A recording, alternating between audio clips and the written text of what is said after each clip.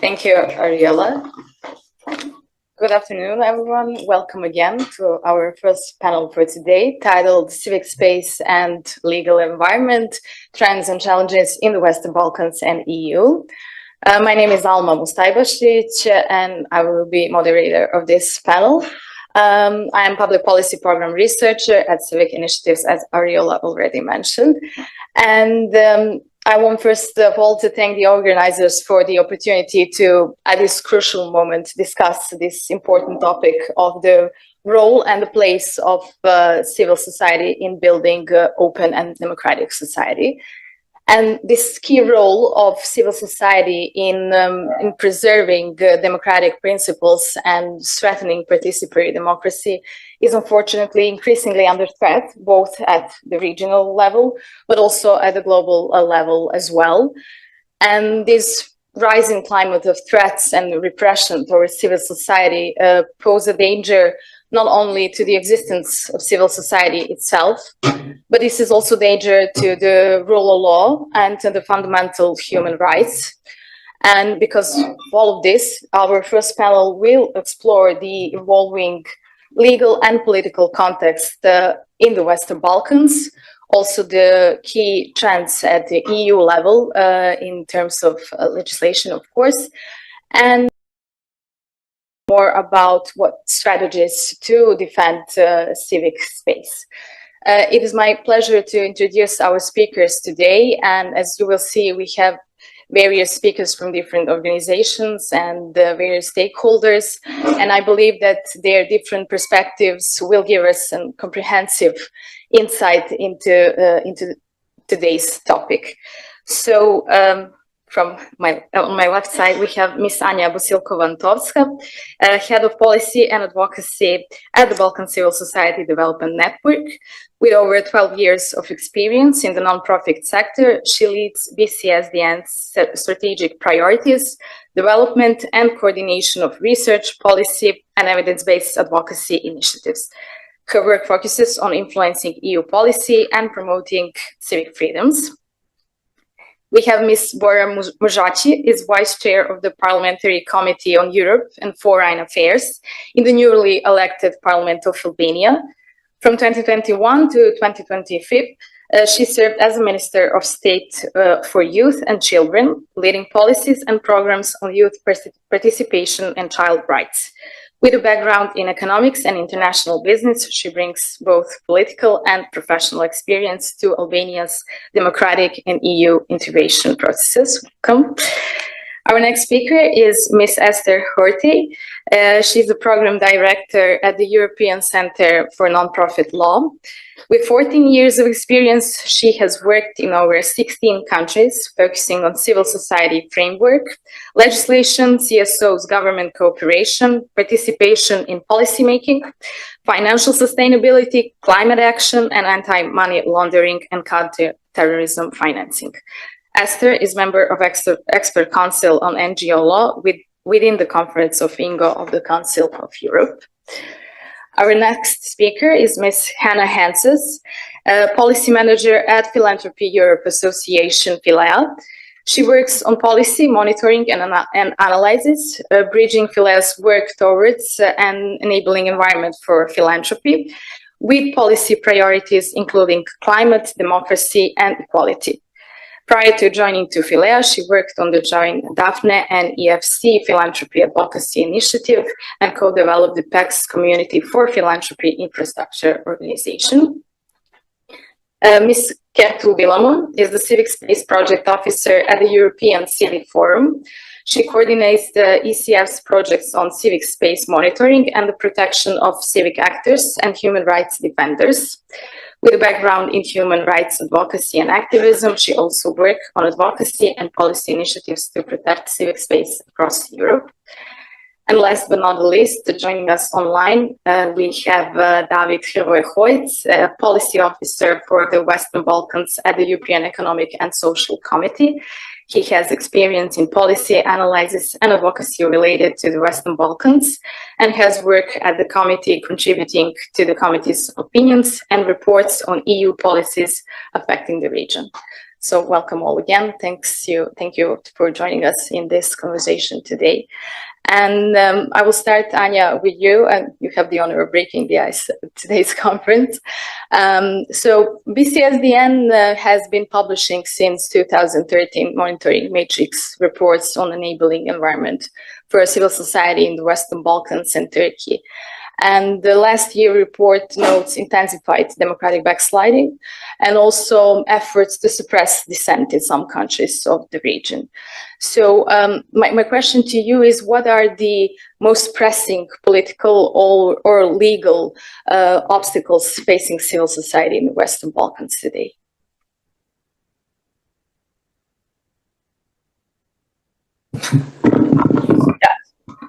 It's working. I think you can hear me. Yes. Hello, everyone. It's really a pleasure to be here at this conference. It's a really timely and really important one. And like the title of the conference itself says, Western Balkan in a changing world, we really see the world changing rapidly, economically, geopolitically, digitally.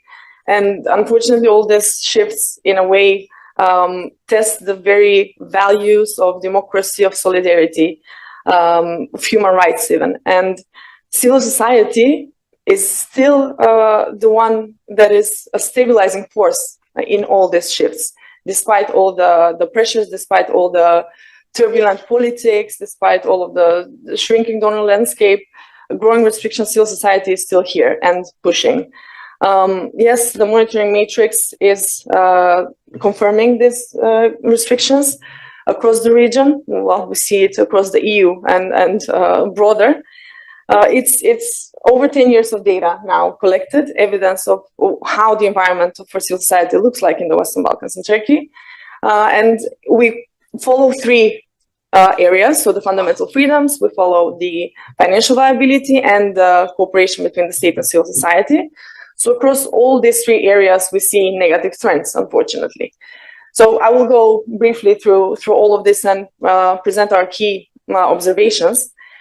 When we talk about the fundamental freedoms, for years we were saying we have good laws, they are EU compliant, we have ticked the box. And it was the practice that was problematic, and it still is. There is still intimidation, there is still obstruction, there is still selective enforcement of a lot of these laws. But unfortunately, what we are seeing increasingly is that laws themselves become more problematic. Sometimes this is unintentional. Sometimes this is due to, rightly as Minister Dobi said, sometimes it's due to lack of maybe understanding of the civil society sector by the decision makers, lack of commitment or lack of capacity, like this extension of the registration law, the VAT issues in Albania. Sometimes it's unintended. Well, it has unintended consequences for civil society, but it's very problematic. Like across the region, we have the anti-money laundering laws, which are, well, the idea is to protect the financial integrity. But what we see in practice is that it creates so many obstacles for the day-to-day operations by civil society, lack of access to banking services and so on. And it's because of the lack of understanding of how the civil society sector operates, despite the evidence that show that civil society is not a risky sector as it is labeled through this legislation. We also have this example of the raise of the minimum wage in Bosnia and Herzegovina, which is very positive in principle, but it has created problems for civil society because this crushing 68% of tax on salaries in the federation has brought a lot of organizations in the federation to the brink of collapse. But these are on the side of the, let's say, unintended consequences or unintentionally problematic laws. What is most worrying is that there are deliberately introduced or initiated laws that basically aim to silence the critical voice of civil society. So one, the obvious choice is the foreign agent laws. We have one that is adopted in Republika Srpska at the entity level, fortunately not implemented in practice. This is a regular discussion in Serbia too, in Turkey as well. There are these very broad legal definitions, very vague legal definitions of terrorism, which expand this surveillance, prosecution, harassment of civil society. And most recently, we have the draft amendments to the criminal code in Serbia, which is extremely problematic because it aims to make criminal offense with a sentence of 1 year in prison for roadblocks. Roadblocks have become the symbol of citizens' resistance, the symbol of citizens' demand for justice. And this is how the government responds, by criminalizing those who defend justice. And add to this, we have these daily pressures and practice in Serbia, again, most notably, most visibly, similarly in Turkey as well. We have police brutality on protests. We have police raids in NGO offices, which has never happened before. We have a lot of smearing. We have spyware surveillance. We have this rising anti-gender movement, very notably in North Macedonia, but seeing it in other countries. And across the region, we have smears, delegitimization campaigns that stigmatize the sector in the public. We have media capture and so on. So I always put more attention on the fundamental freedoms part because it's really the most problematic one. But still, there are huge issues in the other areas. So let me go to the second one, which is the financial viability and sustainability. And here again, the monitoring matrix shows that it is consistently something that is a great vulnerability of the sector itself. And this is because of the infrastructure, the financial infrastructure itself is not supporting the independence of civil society enough. We have tax incentives, which are not incentivizing enough. We don't have developed philanthropic engagement. Public funding systems, public funding in general is both scarce, but also politically politicized. Very often it is organizations that are aligned or close to political parties, to government, that drain the already limited public resources. And in this environment, civil society gets pretty dependent on the foreign funding. And the problem here again is that this short-term donor support is not keeping us alive, but not really enabling our structural existence. So again, we have this. We cannot mention the elephant in the room, the U.S. Withdrawal, which it was a huge shock to the sector, not necessarily because the sector itself is inefficient, but because all this whole environment has made us more dependent on this foreign funding. But what we are dealing with now is that with this shrinking pool of funding, local CSOs, national CSOs are in a competition with large international organizations. And it is really not a fair fight, and a fight that we are losing. And the final area that we monitor is the cooperation with the state. Again, it exists on paper, but it's hollow in practice. What we see is that the consultations very often are symbolic, they are rushed, not especially even with fundamental laws like the criminal code in Serbia, which had a very, very limited public consultation time. On the other hand, like the minister always said, we hope this is not the case for Albania. We really hope to see the criminal code in Albania being well discussed with civil society, because it seems still that there is a lot of threats to freedom of expression in civil society. So we hope to the commitment that civil society will be appropriately consulted in this.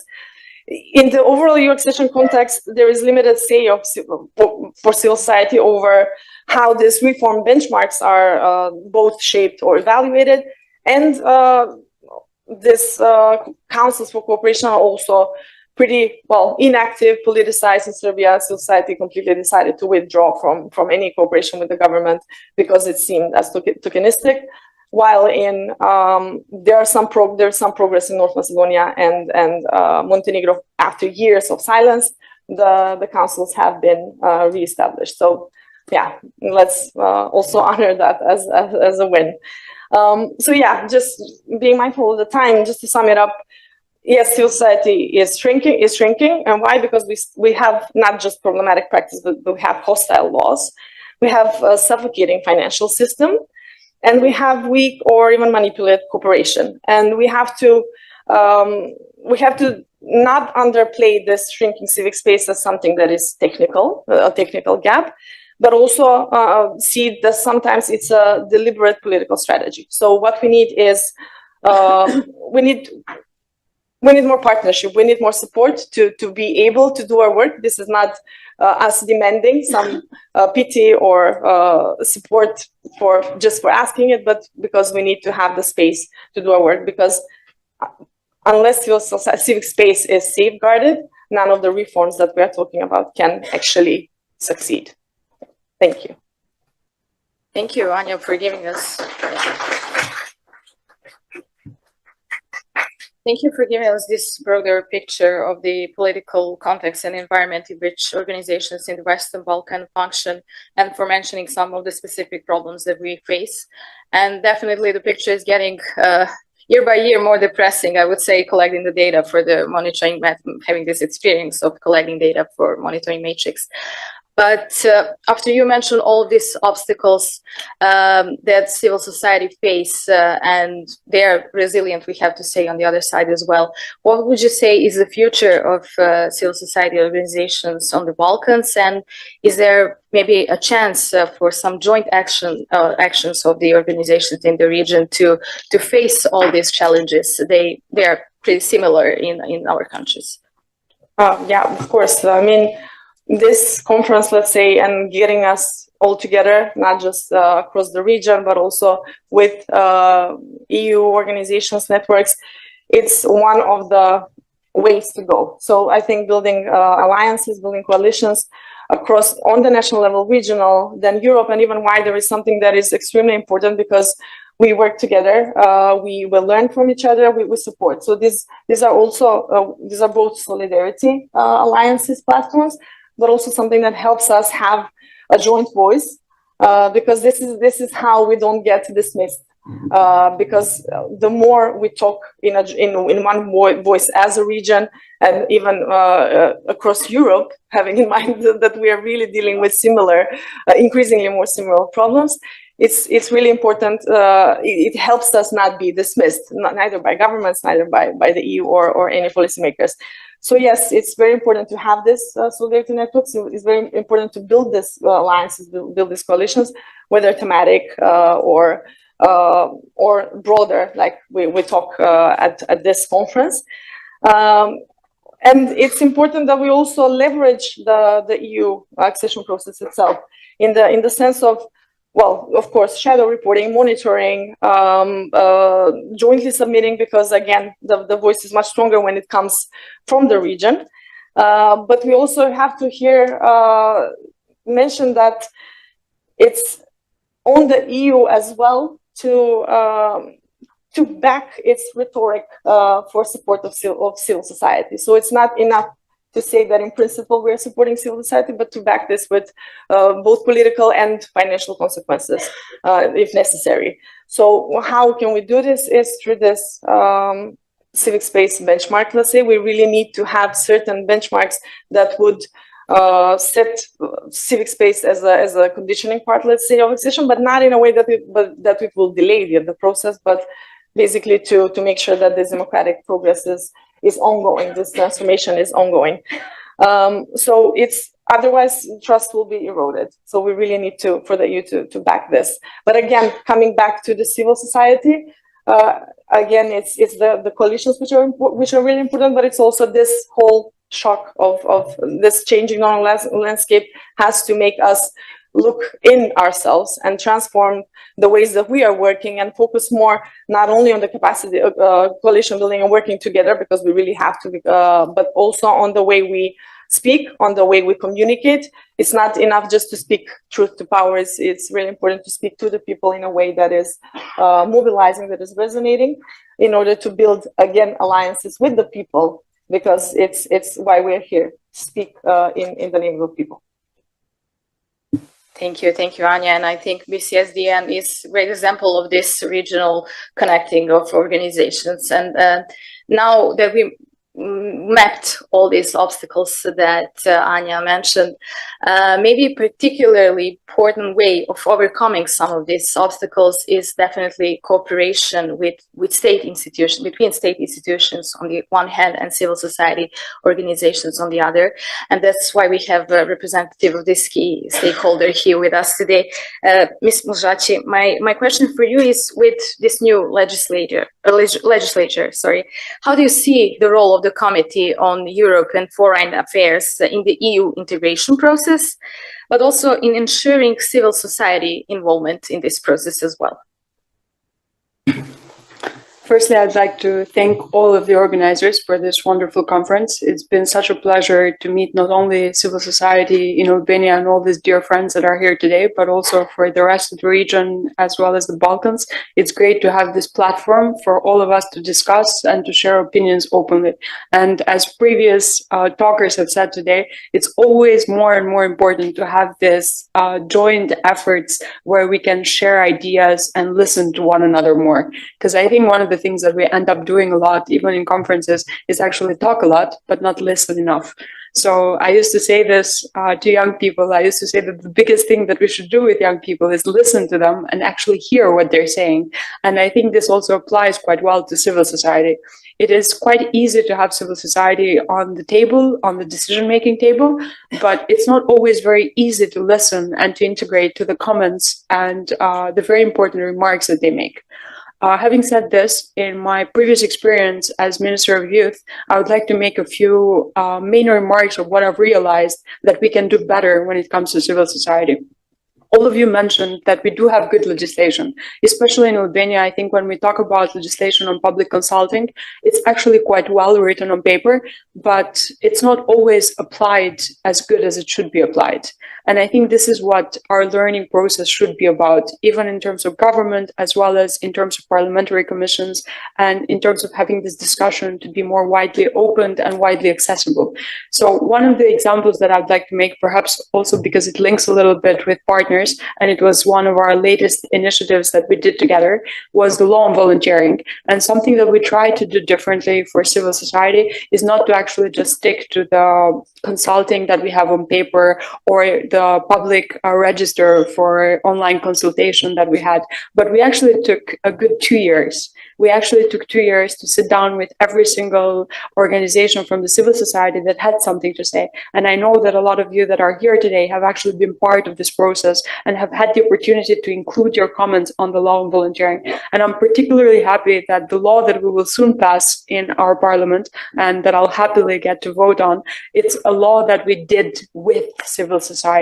It's not a law that came from the government. It's not a law that came from the parliament. It's a law that came from civil society, and that the government acted as an intermediary to actually push forward this agenda. And I think we do have such good examples, not just the case with the law on volunteering. My colleague previously mentioned the penal code, and I think with that one as well, we'll have a very good experience. So it's important to actually promote this good track records where civil society is included, and it's included for real. It's not just included on paper. And I think if we were to focus on these examples as the manner to go forward, I think this would be a good experience for all of us, not just for Albania, but for the whole region. And I know for a fact that it's not with every law that we do this. It's not in every single case that we do this. But perhaps by learning from our successful experiences, then we can integrate that experience with the rest of the processes that we do.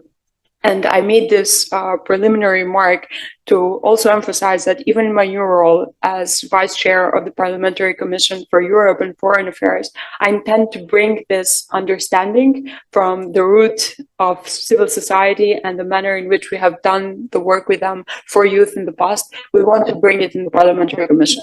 Of course, it's not going to be easy at first because there is an experience of having civil society as something that is separate, that is not actually part of the Commission.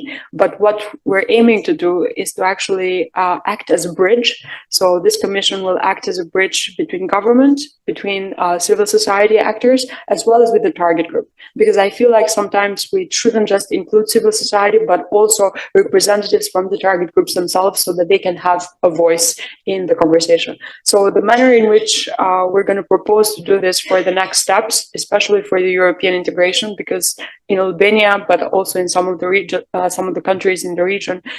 European integration is this dream that we've been waiting for the past 30 years, at least in the case of Albania, and we're waiting for it to be realized. But sometimes people think that this realization will happen by itself.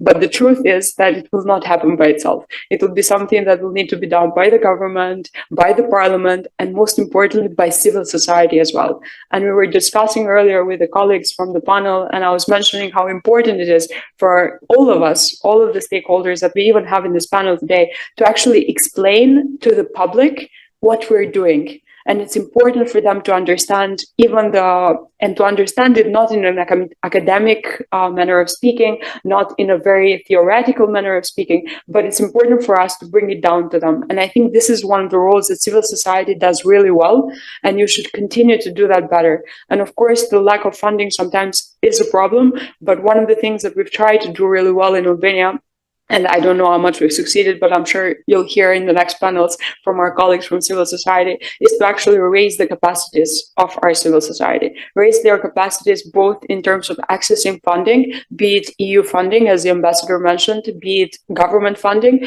One of the things we've done, especially in the youth sector, is adapt the funding procedures for our national agencies to the EU procedures, so that we make it easier for the civil society. So it's not that they have to have a different process every single time they want to access funding, but they have the same process. In one case it's in Albanian, the other case is in English, but the methodology doesn't change. So that's a way to make it easier for them, as well as to actually help them in consultation.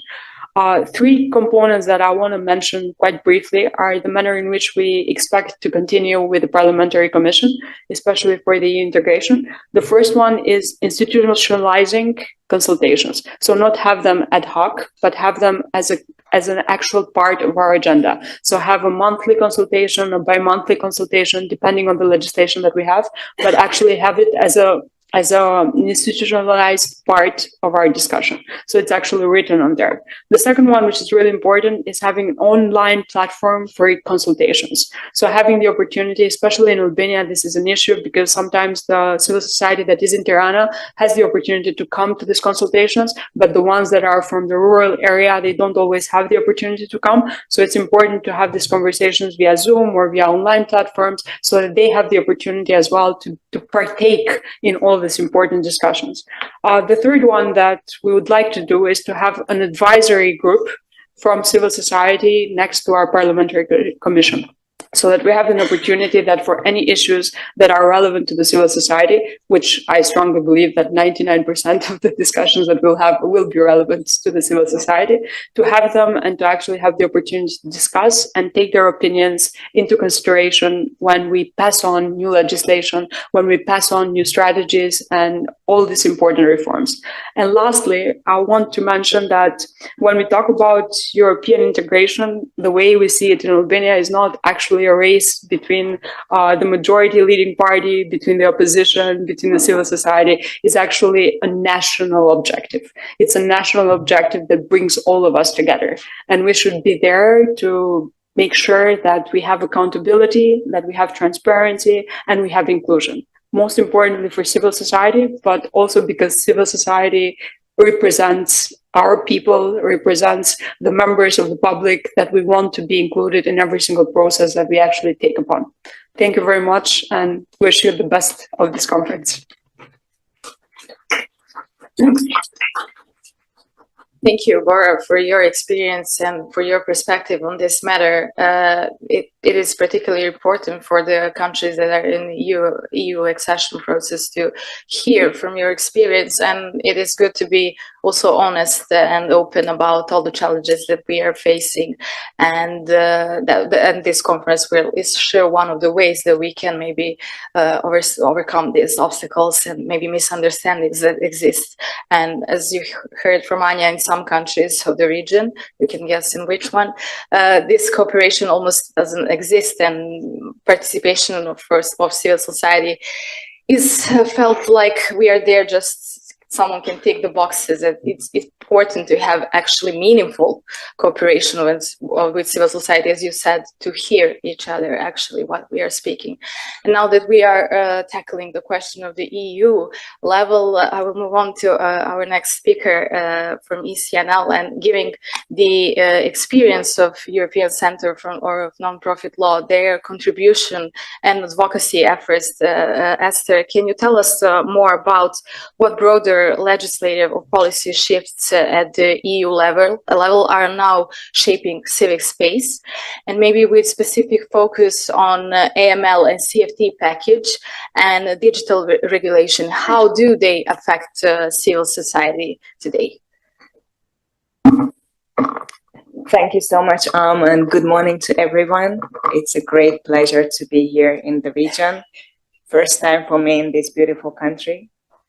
Thank you so much for Partners Albania, BCSDN, and all of you to be here. Together with my colleagues at the European Center for Not-for-Profit Law, we have been working on laws and policies and practices that enable spaces for action. And we just turned 20 years old a few months ago, and we took time as any birthday for a reflection. So we look back the past 20 years, what has changed, what is the world around us, and try to sense what the world is going to look like 20 years from now. And there are certain building blocks of the future and certain trends that we have identified. And I want to focus on some of this today.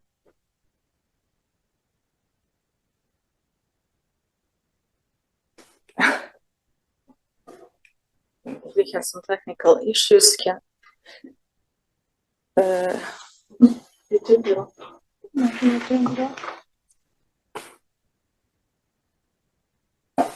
doesn't work. And someone please help. Okay, just it's fine. A minute, yeah. We can also share it later. So for trends, what I wanted to highlight is the first is climate change in our research on future of civil societies. So it's a cross-cutting driver and a critical issue to solve. Environmental activists have been affected by attacks across Europe and globally. Thank you so much. Governments and corporations have been increasingly treat climate issues as security threat, and we justify emergency measures and restrictions on civil society. The second pillar is democracy. This year, VDEM report concluded that compared to 10 years ago, almost all components of democracy are getting worse in more countries than it's getting better. And the most affected areas are freedom of association, freedom of expression, and elections. And funding for rights-based work is under pressure. Our governments are shifting priorities, as we have heard, and cross-border philanthropy is constrained. And the third area is technology. So we have seen that digital networks are creating space and helps us to organize, which is a very positive development and an opportunity. On the other hand, social media and digital platforms are also dominating discourse. Misinformation and slander are weaponized against civil society. And the fourth component is just societies. So the new social movements are standing up for systematic change, which also means that they are facing backlash against anti-right actors and stigmatization, which leads to wider polarization. So within this broader framework, we looked into what is the vulnerabilities within the EU. We see, first of all, the trends that mirror and reinforce the culture of war logic. Some member states introduce foreign agent laws, restrict civil society space, and weaken media pluralism. This problematic rhetoric is also elevating and emerging at the EU level through new EU initiatives affecting civil society funding and advocacy work. And there is a heavy focus on reshaping security architecture. Defending civil society and human rights must become a core pillar of security and defense strategy. So EU's credibility really depends on its ability to defend democratic values internally while projecting strength externally. This is why the new civil society strategy is so timely because it really provides an opportunity for the EU to step up in its much needed leadership role, because the EU must reclaim the normative high ground by embedding human rights and rule of law, civic space and democratic resilience at the core of its internal and external strategies and policies. But today, let me focus on three policy areas. The first is related to the new anti-money laundering, counterterrorism financing package, which was adopted last year and will come into effect in 2027. The aim of the package is to address new emerging risks and ensure a harmonized approach across the Union. It introduces a new single rulebook, which means that regulations apply directly in the member states. Based on the package, more organizations must follow the AMR rules, including crowdfunding platforms, and also all crypto asset service providers will become obliged entities. There will be stronger checks on customers, also extra due diligence requirements for high-risk countries, and there will be a maximum cash payment of a limit across the EU, €10,000, and the new EU body called AMLA. Together with Philal and with the support of other experts, we analyzed the package and outlined some of the potential concerns. We are concerned that organizations may face more barriers to access financial services, that there will be significant compliance requirements for crowdfunding platforms, especially those which are run by small NGOs, and they may threaten their existence. Also, that there is still unclarities regarding the definition for beneficial ownership for non-profit organizations. Virtual currencies may become more difficult, and we are worried about the unintended consequences outside of the EU as well. But there is an opportunity still, because there has been guidances being developed to actually make sure that civil society is engaged in these processes and mitigate the unintended consequences on the sector. The second policy area is related to the Directive of Transparency of Interest Representation on behalf of third countries. It has been part of the Defense of Democracy package, which was adopted in 2023, has been under discussion by the Parliament and the Council. There is a proposed compromise text by the Polish presidency. Civil society has been still worried for various reasons, including the removal of harmonization to minimum standards. Also, the broad definition that can give room for interpretation could open the door for further harassment and stigmatization, including introduction of foreign agent laws potentially. And the penalties may also include increased administrative fines and criminal sanctions. And the third policy area to cover in this context is related to technology. There has been several key initiatives that are shaping AI development, deployment, and how to hold it accountable. The key implementation to be aware of is related to the Artificial Intelligence Act. I'm sure many of you know, Digital Services Act. The Council of Europe also developed a framework convention on AI. It's important for civil society organizations to be more involved, educated, and capacitated to inform the process of the standard development, procurement issues, impact and risk assessment, to bring in your unique human rights experiences and also the real harm and benefits. And it's an opportunity to influence national AI legislation and implementation, and to advocate for embedding human rights impact assessment, transparency, and civil society participation into AI procurement processes. I stop here, and happy to answer any question. Thank you, Esther. I really feel that each slide of your presentation could be a panel itself, because these questions are really gonna hit civil society and in the region as well. And we will discuss later how can organizations from the region be part of those changes and how this will affect them as well. Now, staying on the EU legislation level, but connecting this to the question of financial stability and sustainability of organizations and related to philanthropy. Moving on to Hannah from Phila. Hannah, what are the key legal or policy shifts, whether related to cross-border giving or to public benefit status or to European cross-border association proposal that will most significantly affect or hinder philanthropy support to civil society? Yeah, thank you so much. And also big gratitude from my side to be here and for providing the space for exchange, which indeed comes at a very timely moment for where we're sitting currently in geopolitically wise, but also to have this on the 1st of October, which, as you may or may not know, marks the European Day of Foundations and Donors, with celebrations going on all across the continent. So I'm very grateful to be amongst you all to deepen our relationships between what happens in the EU Brussels bubble and what happens in your region. So it's also my first time being in Tirana, so that's another exciting opportunity for myself. But enough from me. I'm here on behalf of Philea. If you're not familiar with us, please come over. I'm happy to introduce what our networks look like. Basically, we are the Philanthropy Europe Association, representing philanthropic foundations, but also national associations of foundations across Europe. We work in the wider European territory. I'm very happy to see colleagues also from TUSEF, which is a joint member of ours, and the Balkan network as well. So indeed, we are also the voice of European philanthropy. So besides convening our members, we also are here to represent philanthropy towards the EU institutions.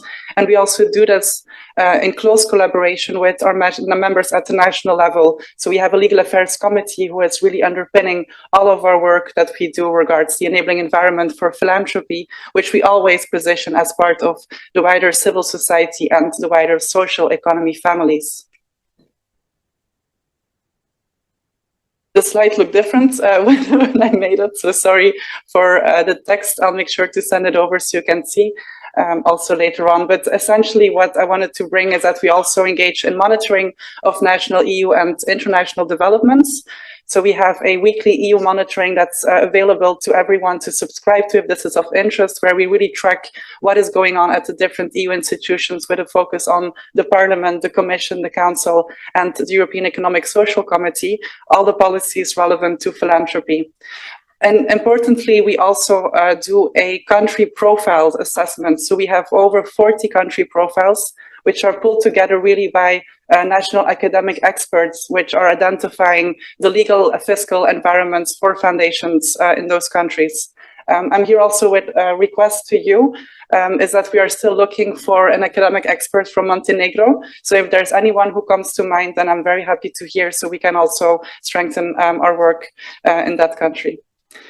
Based on our country profiles, we then work to also provide comparative highlights. So this publication that you see here stems from 2021. We are now currently developing the updated version of this publication.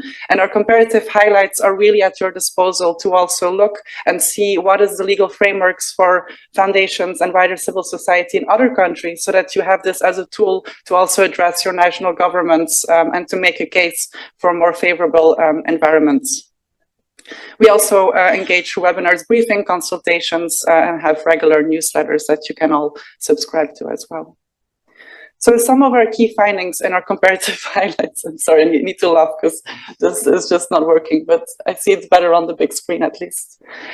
So indeed, the laws are failing to really catch up with the constantly evolving toolbox of foundations. So one example is that foundations are increasingly looking into impact investing approaches, but this is not always allowed. So for example, in some countries, foundations need to remain their endowment. If they have an endowment, if they have financial instruments at their disposal, then this needs to be there in perpetuity, which really limits foundations' engagement in going into more mission-related investments and really supporting social economy and more innovative enterprises with those resources.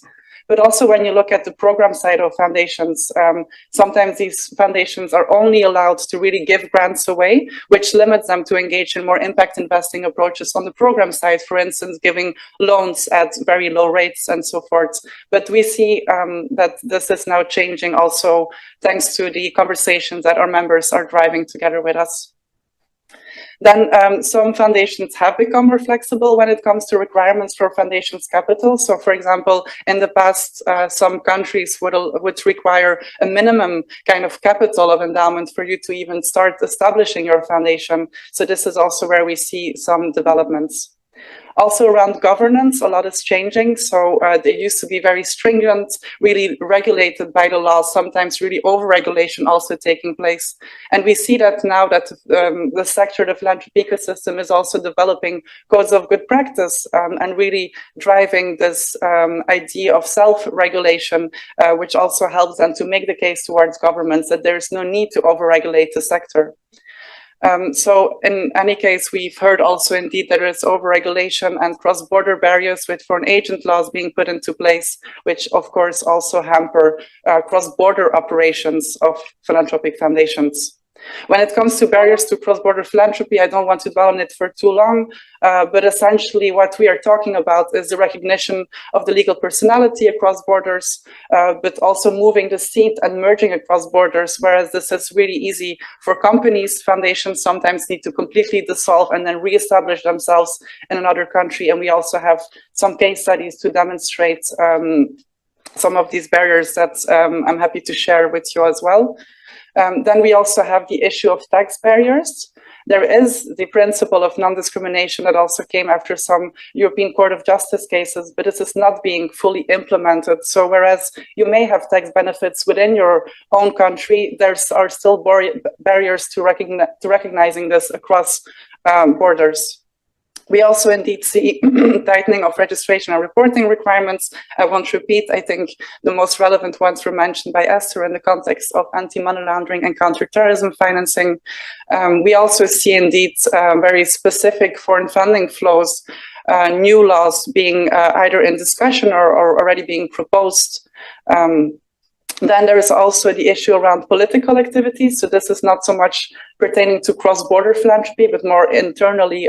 For example, I think Germany is a very good example where foundations are really being hampered to sometimes support civil society organizations who are more active or at least perceived as more activists, because this would mean political activity.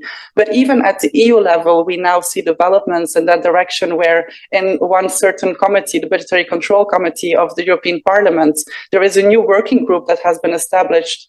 And this was really pushed also by the more right groupings of the European Parliament, where there is this idea, which is, by the way, completely not backed by any data. Even the European Court of Auditors' recent reports shows that that civil society organizations are already transparent. But nonetheless, they are now coming up with this working group, and we are together also exploring how to counter and how to manage that. Then indeed we mentioned also banks are de-risking, even though as you already said, there is no evidence that civil society organizations are more risky, as there is this perception within the banks. All of these barriers then also lead ultimately to self-censorship. If foundations are not sure that they can really act without being restrained, then they might do less risky things such as research instead of funding civil society, civic space, and rule of law topics. So we have indeed this context, but local context, I don't want to repeat. I think also the opening statements were very clear. There is a closing civic space, but also at the EU level, there is indeed the shifting priorities. So whereas we saw a lot of positive developments in the previous mandate until 2024, with a clear focus on fundamental rights, on the rule of law, and on our democracy, now the entire conversation seems to be shifting towards competitiveness, defense, and so forth. And now the question remains to us, how can we position civil society as a key component to having resilient democratic societies in the context of defense? So with all of this in mind, we came up with a revamped new version of our European Philanthropy Manifesto ahead of the previous EU elections in 2024, where we have 4 key recommendations towards policymakers to ensure that there are enabling environments for philanthropy. I won't go into depth, but you can also scan the QR code if you want to. But essentially, we seek to have an empowering philanthropy. but also to facilitate cross-border philanthropy, to have this engagement. We heard already the importance indeed of engaging with civil society, including philanthropy. Here we also position the issue of a donor dialogue. We know that the funding is really restrictive. So what can we do also as philanthropy to enter into dialogue with policymakers, with civil society, to identify synergies and potential ways to collaborate more closely, which is our fourth recommendation, to really partner with philanthropy for the public good. We are here to support also the public good, so let's do this together, essentially. Then when it comes to EU developments, indeed, we have heard the EU civil society strategy. I think my colleague Kertu will also develop further on that, but also for philanthropy, this will be a key tool to further our engagement with that. And this is also how we have been engaging in the consultation and also calling for a very strong civil society strategy linked to sufficient funding and also so we are expecting the concrete outcomes of all the inputs of the consultation end of this year. Let's see, perhaps early next year, depending on how things evolve. What I do want to touch on as well is the social economy action plan. So as I said before, philanthropy is part of the social economy, but also of civil society, but also of the social economy. And therefore, we have received from the European Commission in 2021 the Social Economy Action Plan, which sets out a strategy for the next decades to really strengthen the social economy sector. There have been Council recommendations on social economy framework conditions, which have elements to ease also cross-border philanthropy taxation, which we are currently further working on. We have also contributed to the midterm evaluation this summer, and this is currently being assessed, and we expect further reports to come out at the end of the year or early next year, more probably, to see how things have evolved. So one very important element is the European Cross-Border Association, which I will touch on later, but also having national strategies on social economy, but also processes indeed for enabling cross-border philanthropy. And the Belgian presidency actually has made quite some advancements on what's next in terms of cross-border taxation.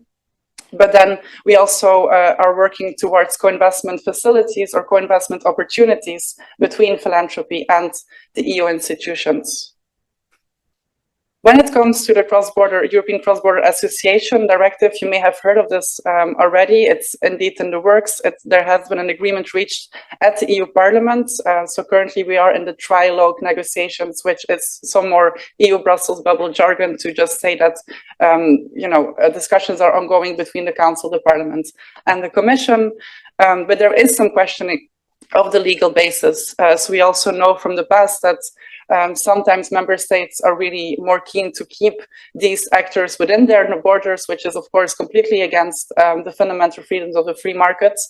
So therefore there is some more advocacy to be done there as well, and to really make a case that yes, we want this European cross-border association, and for foundations it will be an important first step. The next step will be to have also a European cross-border foundation directive.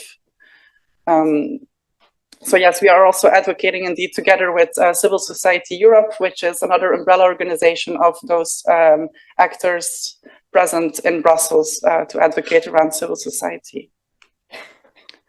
There is another legal development when it comes to cross-border philanthropy, which I wanted to highlight, which is currently being developed. It's the 28 regime. It's this idea to have favorable environment for innovative companies. But we sense that having only companies benefiting from this regime would be too reductive.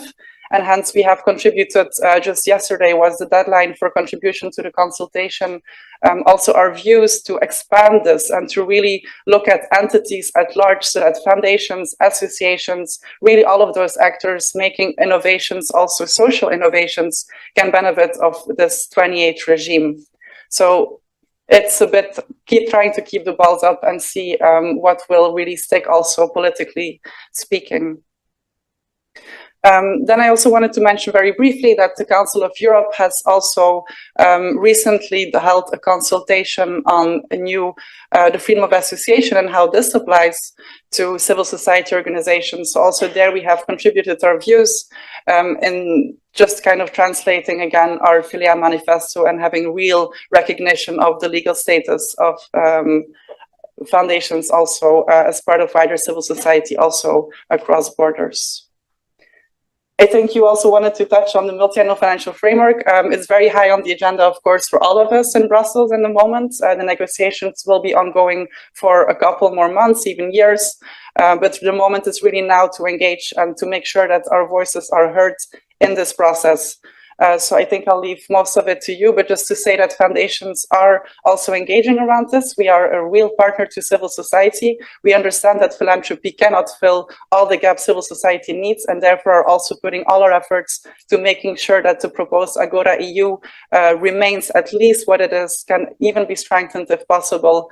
But then we also have a specific entry points for foundations where we are also partners to the EU institutions, not only thought partners as wider civil society, but also funding partners, investment partners, having this additional entry point, which we always align with our colleagues across civil society. Then I have, some more recommendations around impact investing, since I understand this has also been really driving a lot in this region. So happy to touch on that also maybe later, because I understand I'm speaking quite long already. But essentially, we are really looking forward to expanding also impact investing opportunities for foundations, and also developing co-investment opportunities between philanthropy and public institutions, and bringing in also the private actors where it makes sense. So I think I'll leave it at that. This is already answering the next question, maybe.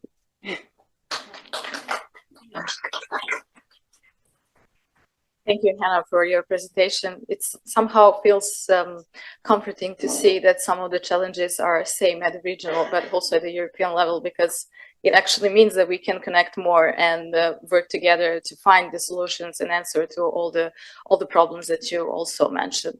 And now I want to connect that we already gave this legal framework at the EU level. Let's see how can we connect that to CSOs from the region, and how can we engage and be part of those changes in a way. And Kerto, what recent or upcoming EU legal framework or shifts do you think that civil society should be most aware of, and how can organizations from the region get engaged to and be part of this? Yes, thank you. Hello, everyone. First of all, I want to thank all the organizers for hosting this good, incredible event. I think it's a very timely and very important discussion we're all having here, and good to also combine the EU level and the enlargement country level initiatives and talk all together, be all in the same room, so to say. As colleagues mentioned, we are very aware, all of us, that civic space is under pressure across Europe, both in the member states, but also here in the enlargement countries. We live in a time of really increasingly severe attacks against civic space. But, and this is also something that from the ECF side, we are constantly monitoring the civic space across EU. So this is something that our monitoring data confirms year after year, that this is the case. But a bit of a hope also, there are some new initiatives on EU level that could potentially include some opportunities and some optimism to tackle the shrinking of civic space. And I wanted to highlight 3 of them. I know it's a bit repetitive to what is already being said, but first of all, to dig a bit deeper into the EU civil society strategy, then really briefly on the EU budget, so the MFF, not the current one, but the one that is now proposed for the next 7 years, so 28 to 34. Budget, and then really briefly our perspective on the defense of democracy package that Esther already mentioned. So on the civil society strategy, this is something that the Commission is preparing and putting there for the first time ever. We're expecting it probably at the end of the year or beginning of next year. And for us, this is really a historic opportunity, and something that civil society together collaboratively have been pushing for years. So I would also say that this is a result of a long-term advocacy and, of course, commitment from the Commission, which we are very happy about. And as already mentioned, Anja said something about benchmarks. So this is also there to create really a structure for how civil society is perceived, hopefully also define the role of civil society. And what we are pushing for is really to have a strong strategy that would reaffirm civil society as a cornerstone of democracy and a pillar for checks and balances. And as we see for what the Commission is so happy to speak about, the values of the EU, about the rule of law, about human rights, about democracy, what we're trying to make the point is that CSOs are very much needed in this, and these values and these aims and goals cannot be achieved without us. So this would also be one of the really main goals of the strategy, to recognize this role of civil society. And also to recognize that civil society is not just a service provider. So what we are pushing for to have strongly in the strategy is this precisely, explicitly, the watchdog role, the advocate roles, the role of civil society to speak about the rights and the voice of people. And to connect this whole strategy and whole process to today's conference and to the fact that we are here in Tirana, it's of course also not only about the EU27 and the member states. This is a matter of the enlargement countries. This is ideally, the strategy would also close the EU credibility gap that we are seeing at the moment. We already have the fact that we already have these guidelines for civil society in the enlargement countries, but not for the member states. So basically to tackle this double standard that is existing for civil society in the EU. For the moment, the proposal that has come from the DG Just, it's actually very in line, and it really translates quite well what civil society has been pushed for. Of course, we don't know what the end result will be, but for the moment we are quite optimistic. We have the 3 pillars that also us as wider civil society in Brussels, we have been pushing for to have inside of the strategy. So the support, the engagement role, and the protection pillar. So really to ensure sustainable support, sustainable resources for civil society, to strengthen in the engagement, to strengthen the civil dialogue, to really create a framework, a structured framework for engagement with civil society.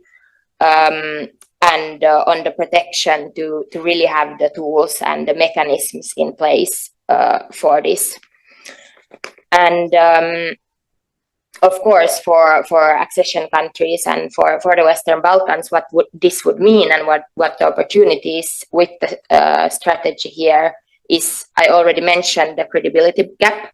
So to really to leverage on the strategy to raise this issue, and to raise the issue that this strategy, ideally, it wouldn't stop only at the EU borders, but it will really set the benchmark for also the candidate countries, what the candidate countries are expected to meet.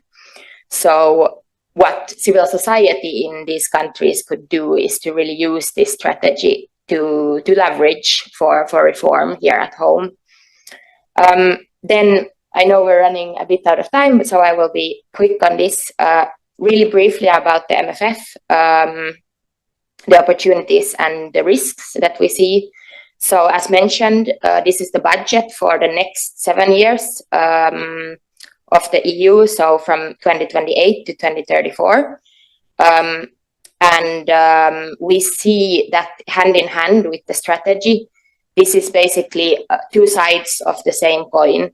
So while we have the commitment from the Commission to have a strong and protected civil society, of course, this can't happen without money, without resources, without funds. We can't do our job. We can't protect ourselves and do our core core job, core activities without funding. So here is what we are pushing for also in the MFF. What the Commission has now proposed is to basically merge the previously existed SERV program and the Creative Europe program into one big, which is called the Agora EU. With the budget as it seems now, we are actually also quite optimistic because the budget is quite ambitious, we would say. They doubled how it looks now before the final negotiations, of course. They doubled the current SERV budget, which we see as basically as a win, because earlier there were also threats to erase the whole SERV entirely. So this is what we are happy about. However, of course, there are some risks as well with the MFF. For example, some of the issues we have highlighted with the Commission is that the operating grants are not guaranteed across the program. So there's still this huge gap for stable and sustainable and long-term support. Project money, yes, but do we actually have the core funding, the operation grants in place? Another very important thing that we have highlighted is the advocacy and participation in policymaking, that for the moment is not explicitly recognized. There is no earmarked money for advocacy and for actually bringing this role of civil society, and to kind of justify and to recognize really what we need is the recognition of this role. For the moment, the text kind of defines CSOs more of implementers of policy than actually shapers of that. So this is something that we really push forward. Then really to, before I close, really briefly mention also our stance on the Defense of Democracy package, which initially is of course a good, welcomed initiative, but how it turned out and how we are looking at it now is that there are huge risks of actually creating a FARA law on the EU level. So basically what the Commission is saying that to fight foreign interference, to fight disinformation at home, they are targeting civil society and requiring CSOs who receive foreign funding to register and label their activities as acting on behalf of a third party, basically. I know from this context you are pretty well aware of the FARA laws and how the argumentation behind them are. So yeah, under the pretext of foreign interference and protecting from it, CSOs are actually stigmatized. So what we are calling for in the DOD and how it should be implemented is, of course, to have a very clear distinction between what is civil society's role, what is the distinction between lobbying and civil dialogue, lobbying and advocacy, and also safeguard rights-based organizations. And what we're calling for, of course, in the implementation is also for accountability for authorities when they are managing this register. I think I will stop here. Happy to take any questions, any further questions on this. Thank you, Kertu. Thank you for reflecting on how civil society strategy will affect CSOs from the region. And I recommend all of you to read the European Civic Forum briefing towards bold and meaningful civil society strategy, because it has really great recommendations on how this strategy could be better and more efficient. And now, speaking of how CSOs from the region can engage in all these changes, now we can go to David, and thank you for patiently waiting for your turn. I hope you could hear our conversation so far.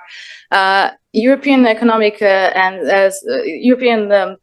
Economic and Social Committee is the first EU institution that included representatives of organizations from the EU candidate countries into its advisory work.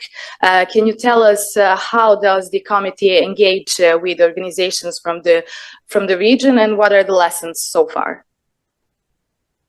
Hello, everybody. Thank you, Alma, for the question and for giving me the floor. I'm very sorry that I'm not able to be with you there in Tirana, but thank you very much to the organizers for giving me the opportunity to join online.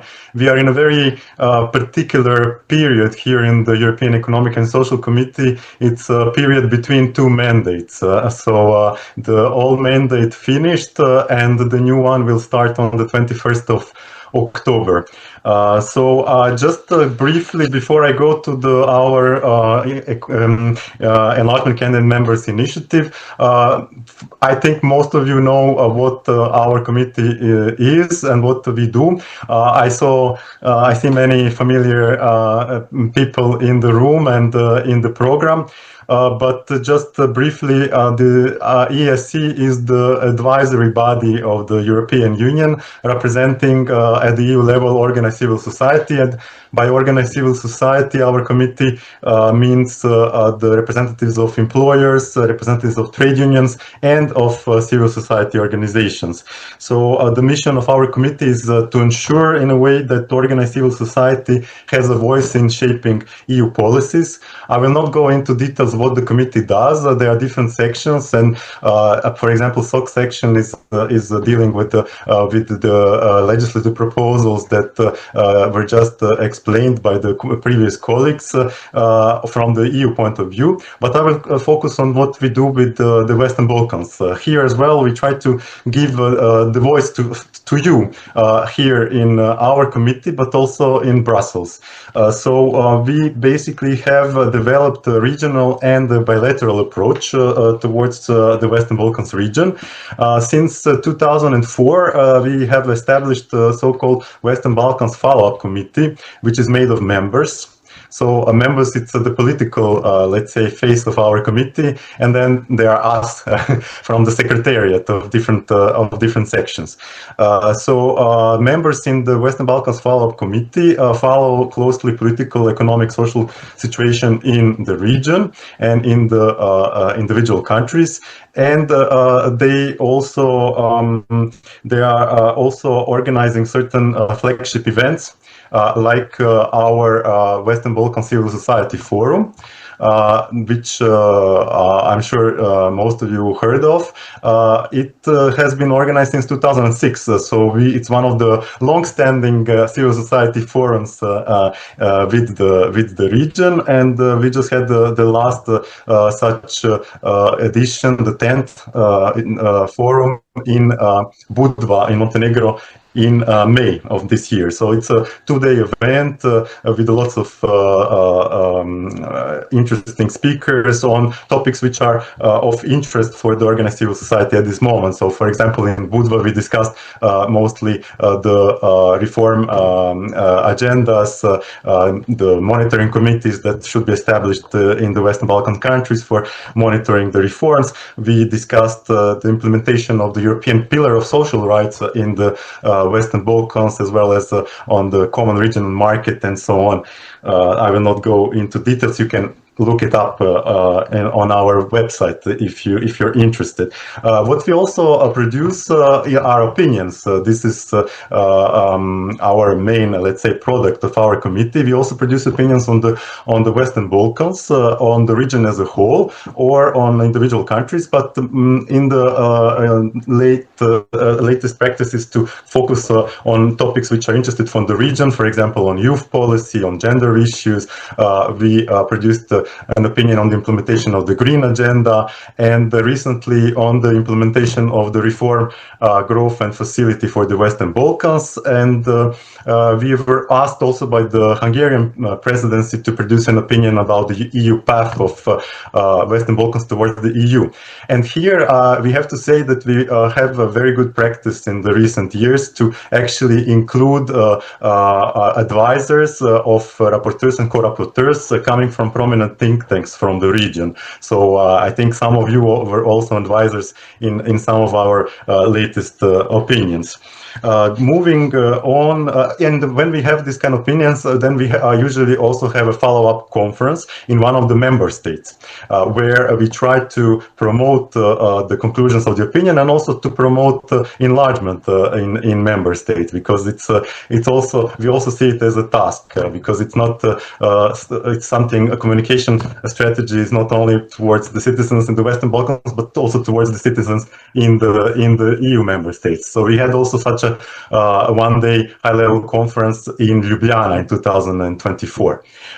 As far as bilateral approach is concerned, we have established, and we heard already from some of the speakers, including from the Ambassador Gonzato, so-called civil society joint consultative committees, which have been established only with those countries which are actually actively opening and closing clusters and chapters of accession negotiations, and they are formally part of the infrastructure of the stabilization association agreements. So we have in the Western Balkans 3 such JCCs, as we call them. 2 are very well established. They have already about 20 meetings. So with those are with Montenegro and with Serbia. They meet twice a year and they issue joint declarations with concrete recommendations going not only to the national authorities but also to the EU institutions, to the Commission and other EU institutions such as the EU Council and the Parliament. Now we also established JCC with Albania in April, and we will have the second meeting here in Brussels in November. So not to go into details on JCCs, you can find them on their website, on our websites as well, including with the joint the declarations. Our task after the declarations are adopted by the JCCs or by the forum, then we distribute them to the high-level officials here in Brussels and in the countries of the Western Balkans by official letters signed by our current president. And usually we do receive replies. After the forum in Budva, we did receive replies from Commissioner Kos and from the Vice President Kallas, ensuring us that they read the recommendations and that they will include them in their current and future work with the region. Now to come to the real question about our groundbreaking enlargement candidate members initiative, which was actually an idea of our current president. Our presidents change every 2.5 years. So our current president, when he was running for president, in his manifesto, he had this idea of including candidate country, civil society representatives from candidate countries more closely into our everyday work. And in September 2023, he managed to convince the bureau of our committee, and we, as the committee, launched this enlargement candidate members initiative as a pilot project. By early 2024, we managed to select in a pool 147 enlargement candidate members. There were more than 600 applicants, so it was quite a challenge to go through the pre-selection procedure. But in the end, there is a pool of 147 civil society organizations, and represent their concrete representatives for this initiative. So they what is their task? They do not have the voting rights, but they do participate in the making of a certain number of opinions, about 10 to 15 opinions per year of different sections, which are not strictly focused on enlargement, but on topical issues which are important for the Europe as a whole. So these members participated in study groups that covered areas such as the future of the cohesion policy, single market areas, agriculture, workers' rights in transport and energy sectors, rising cost of housing and living. So all these are areas where not only EU is affected, but also the candidate countries. And by having representatives of candidate countries, there is also a useful element for our members to hear also their side of the story, their experiences. So actually there was an evaluation at the end of the last year, evaluation report, which you can find also on our website, together with more information about Enlargement Candidate Members Initiative, which showed that this initiative was really well seen by the ECMs themselves, by our members, and also by actually the high-level officials from the EU, but also from the candidate countries themselves. Our president, current president, Mr. Rübke, he was very often in the region, very often meeting your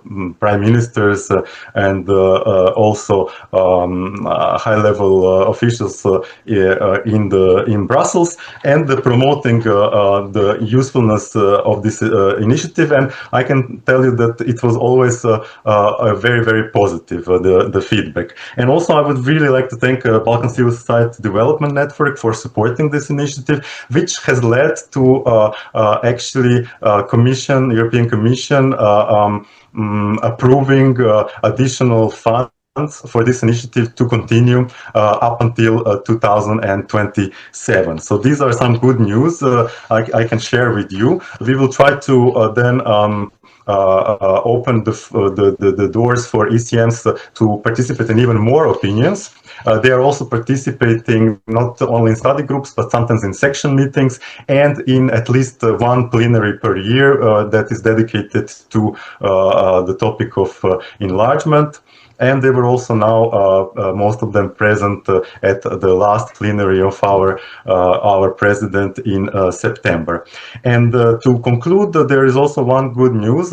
This initiative for the moment was only open to the candidate countries. So Western Balkan 5 and Turkey, Ukraine, Georgia, and Moldova. But I can tell you that in October, the call will be open for the organized civil society from Kosovo. So please follow our website. We will share also the link to the organizers, and please apply, and we would be happy to welcome you as well here in the ESC and in Brussels.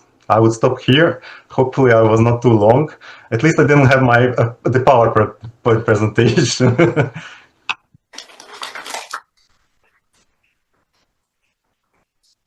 Thank you, David, for giving us this insight into how the committee works and sharing this news with us. I also think that the committee is an important bridge between the organizations from the region and the other European institutions. Now, I know we are a little bit past the time, but we really want to nurture a dialogue and open a conversation here with all of you. So please feel free to ask any question that you have, maybe 3 or 4 questions.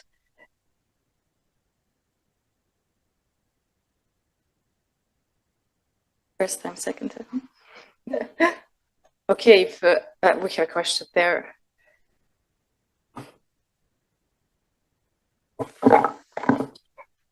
Thank you, and thank you all for your amazing inputs. Actually, I have a lot of things to raise, but I will focus in 1 or 2 max. The first one is related to Esther's presentation. Esther, you mentioned that it is likely that there will be additional barriers for CSOs for access to financial banking services. In this region, we already do have quite some barriers, to say the least, and getting the very basic banking services is all what we can get. What does this mean for mostly for Western Balkans? Does it mean that we will have troubles in even getting bank accounts as it used to be in Kosovo, for example, a few years ago? Or how do you see the effect of this anti-money laundering package impacting the region? And the second question for all, but mostly for Ms. Mujaci. Participation into policy and decision making of civil society happens throughout the Balkans, but what we see more and more is that there is a one-way interaction and communication where platforms, mostly online platforms, digital platforms exist. You are in a way able to get to know what's happening. You are invited to share what you think, and that is basically where everything ends. There's barely a feedback or an interaction, a dialogue, which is the quintessence of the proper participation and dialogue between civil society and the governments. Do you see this happening in Albania? And if so, what we can expect from the governments and the assembly in this case for the real dialogue to happen?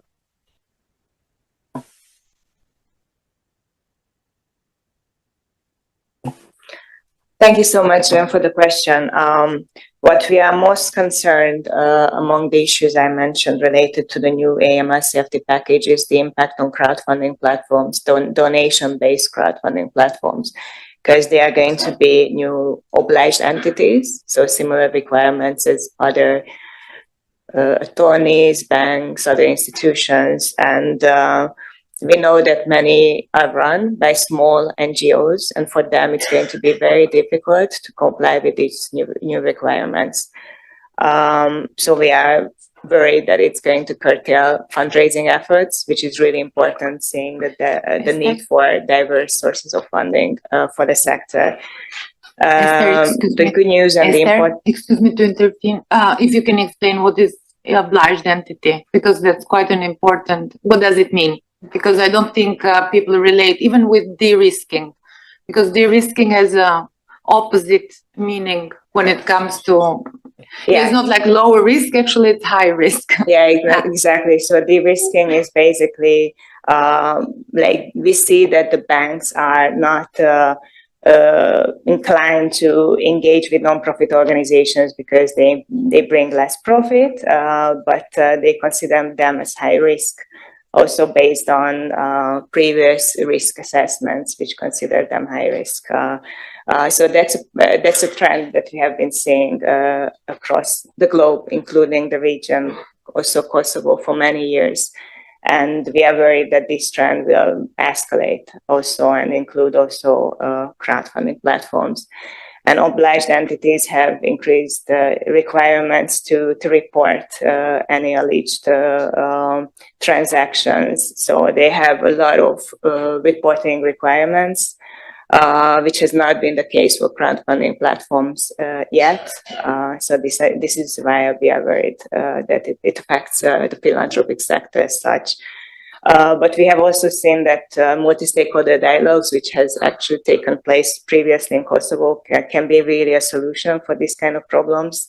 So we still encourage that to happen and really to reach out to banks, financial institutions, different sectors, ministries to work together to understand the potential risks on the philanthropy sector. So I'll try and be as honest as possible. I know that everybody here would like me to say, yes, we've accomplished it. Yes, it's great. It's not one way, it's two ways. We listen to everything civil society says, but that wouldn't be the truth. And I think it's not the truth for any country. It cannot be for Albania. It's not for any other country. Can we always say that we have taken into consideration everything civil society says? And I think my colleagues here today have emphasized that quite sufficiently. But one thing that I would like to emphasize is the word dialogue. And the reason why I say dialogue is because it's also part of the responsibility of civil society to actually be part of the discussion. And why do I say this? Because I've been on the opposite side. So I've been sitting on the government side, and I know how hard sometimes we had to struggle to actually have civil society be involved. So we've also had that challenge. And I know it doesn't happen very often. It doesn't happen very often that you ask civil society to engage and they don't engage, but sometimes they require more time. So when you ask them, you know, in 30 days, we need an opinion on this specific consultation, and then you see that their opinions come after the deadline. And that, of course, doesn't make things easier. It doesn't happen every time, but sometimes this happens.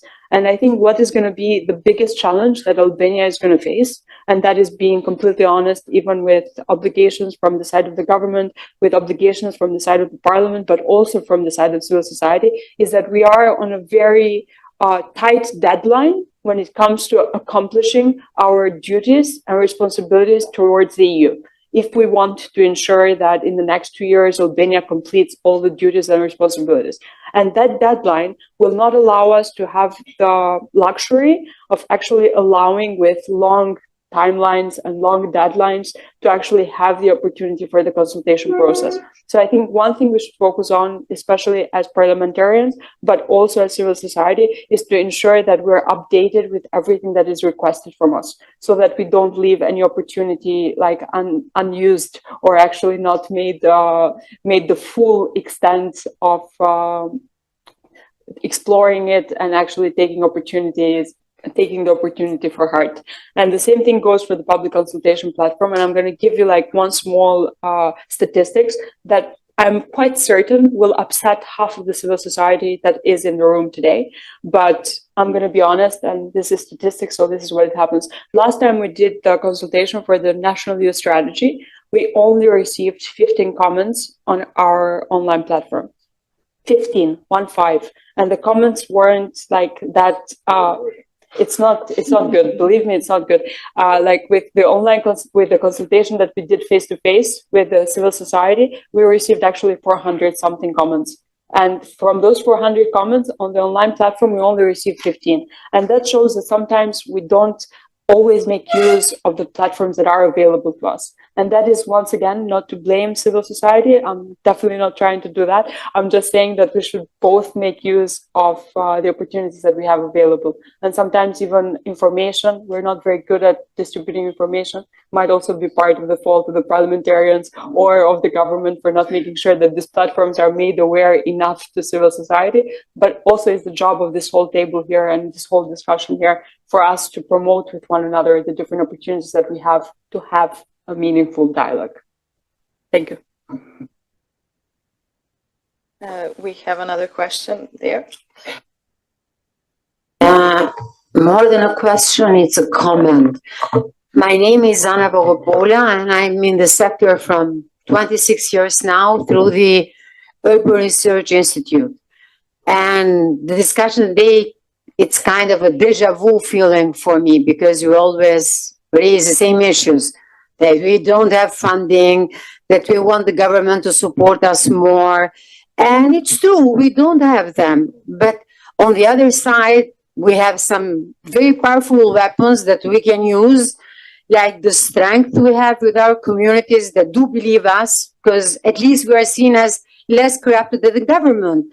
Like, we are not politically engaged, so people have more trust. We can go to the communities and be a very good intermediary between the government and the population.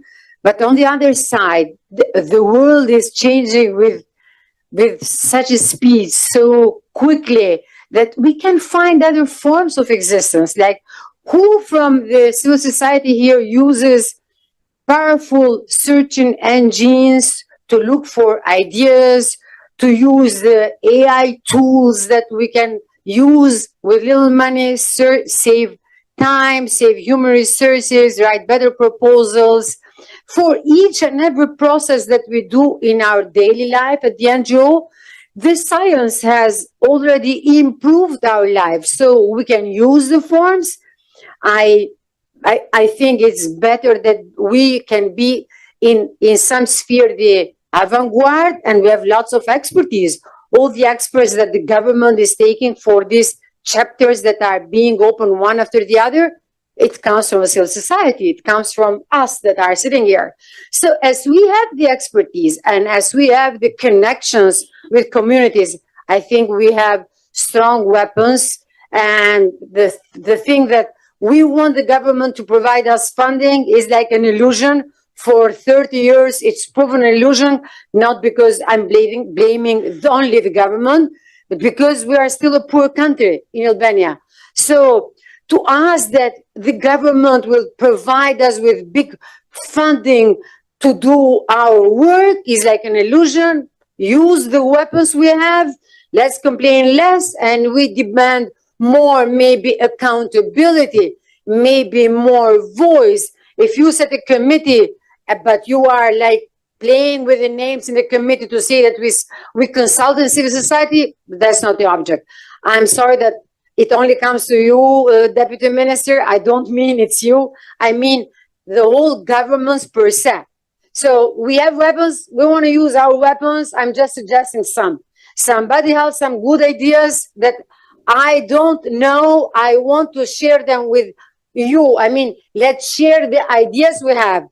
But that like complaining and crying over for 30 years is too much. That was my comment. Thank you. Thank you for your comment. You raised really interesting issues, particularly maybe with the use of the AI. This is something that I'm personally interested in, with many ethical dilemmas that arise with that as well. But do we have maybe another question or comment? No? No. So, okay. Thank you, all the speakers, for being here. Thank you, David, for joining us online. Now I'll give the floor to Ariola so she can tell us what's next.